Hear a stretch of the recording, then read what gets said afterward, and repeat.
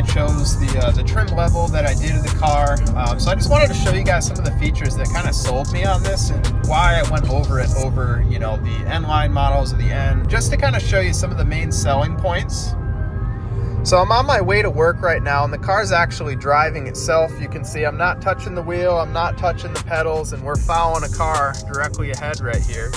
So basically the main features that we have is the adaptive cruise control, which basically it sets the speed that you would like to go ideally, but if there's someone in front of you, if you look right on that dash right there, you can see it's sensing the car in front and managing the follow distance, of which I can adjust the follow distance with this button right here. So I can set that to be a little bit further back if I like, and it's gonna automatically do the braking, you know, depending on how slow the car in front of me is. It also is automatically doing the steering with the lane centering control. So for the most part, as long as the lines on the road are clear, it pretty much drives itself. Another big feature is the fact that as long as you don't upgrade to the premium package or the limited trim, you actually get wireless Apple CarPlay. And that's a big thing for me because I also have a wireless charger right down there. And I thought it would be weird having to plug my phone in to get my CarPlay features, considering that I'm already having wireless charging. I really didn't want to have to plug it in every time. So basically, I just can put the phone, you know, right in the wireless charger, and it's already hooked up to CarPlay, as well as all the self-driving tech makes a big difference. And another feature that was a big selling point is the fact that this digital dash that came along with the convenience package, I would have lost that. If I went with the N-line, I would have just got the N-line analog dash display, and to be honest, I really like the versatility that comes along with this digital dash. It makes everything look really futuristic, and that's kind of one of the things I was trying to do with this car, is get as much tech features as I could, because I plan to drive this car until the wheels fall off, and I'd like it to still feel kind of new to me, you know, even once we get to that point. This car has so many features that I think just make it seem, you know, kind of future-proof to me, and that's really what I was looking to do. And so the other thing I wanted to show you guys was, like I said, with the versatility with the digital dash, if you go in here, usually it's defaulted to this, link to drive mode, and you'll see when I change to sport mode, it changes to that. You get to smart here, which is the same as normal. So those are kind of the two themes, you know, that it kind of cycles through. But if you come into the menu here and you deselect that, now you have the option to choose between any. See, that's the default normal. That's the default sport. This one is unused, and so is this one. So you have the ability to kind of change the theme up and get a different look. I've been using this one just because I kind of like having the digital speedometer on there, of which you can add it. I'll actually show you. You can add it to the middle so that you have this right in here, so you have that in the center. But the thing is, that makes me lose all the animations of this, you know, when it's doing the follow distance on a car with the adaptive cruise control. I kind of like the ability to see that while still having that quick access digital speedometer there. So this is the one I've been using as of late.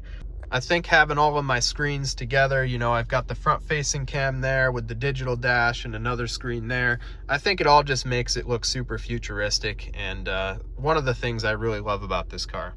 So in closing, if I would have gone with the N-line, I would have lost my digital dash. I also would have lost my adaptive cruise control, and I believe I would have also lost my wireless Apple CarPlay, all features that I really didn't want to let go of. And if I would have gone with the limited, I just would have lost the wireless Apple CarPlay, which I think personally it would be kind of weird having wireless phone charger but not having wireless Apple CarPlay.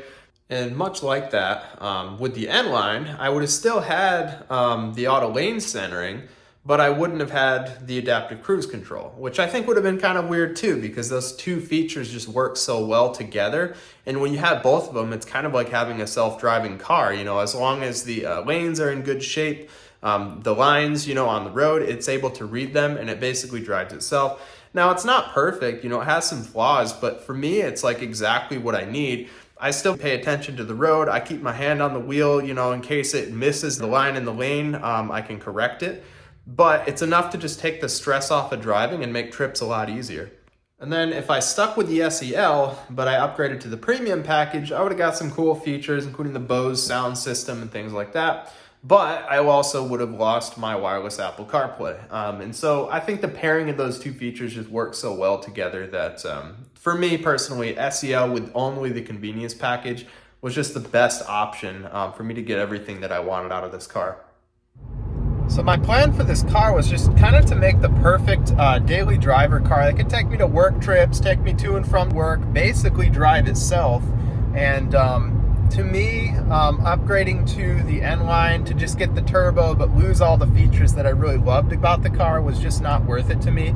I plan to have another car project in the future that's going to be more focused around performance, and this is basically just going to be my daily driver, take me on trips and all that.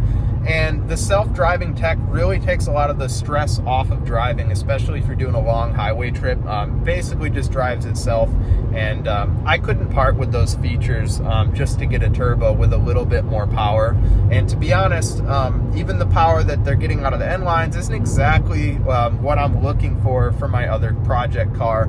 So I'm planning to have something with a little bit more power. I'm going to reveal that to you guys pretty soon. And another car, it might be a little bit of a sleeper.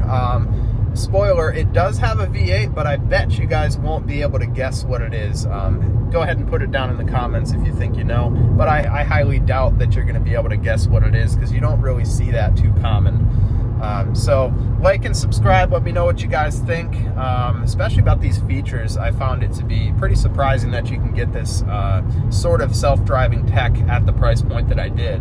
So yeah, let me know what you guys think, and I'll have more to post in the future.